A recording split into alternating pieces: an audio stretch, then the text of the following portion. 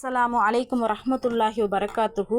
நம்முடைய இஸ்லாமிய மார்க்கத்தில் கலா தொழுகை என்பது இருக்கா அப்படின்னு பார்த்தோம்னா கிடையாது.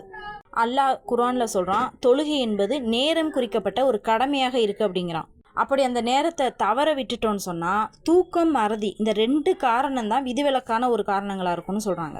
அல்லாஹ்வுடைய தூதர் சொல்கிறாங்க, யாரேனும் ஒரு தொழுகையை தொழாமல் மறந்துட்டாங்கன்னு சொன்னால் அதன் நினைவு வந்ததோட அவர் தொழுகட்டும், இதை தவிர வேறு பரிகாரம் இல்லை அப்படின்னு அல்லாஹ்வுடைய தூதர் சொல்கிறாங்க.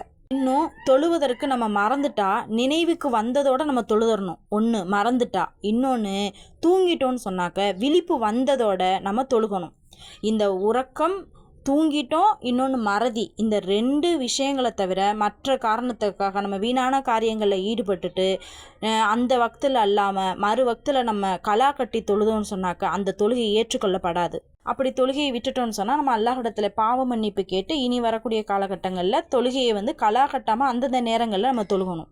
அப்போ தூக்கம், மறதி, இந்த 2 காரணங்களுக்காக மட்டும்தான் நினைவு வந்ததோடு நம்ம தொழுகணுமே தவிர மற்ற காரணங்களுக்காக நம்ம கலா தொழுகை என்று தொழுதா அது நம்முடைய இஸ்லாமிய மார்க்கத்தில் இல்லாத ஒன்று. அஸ்ஸலாமு அலைக்கும்.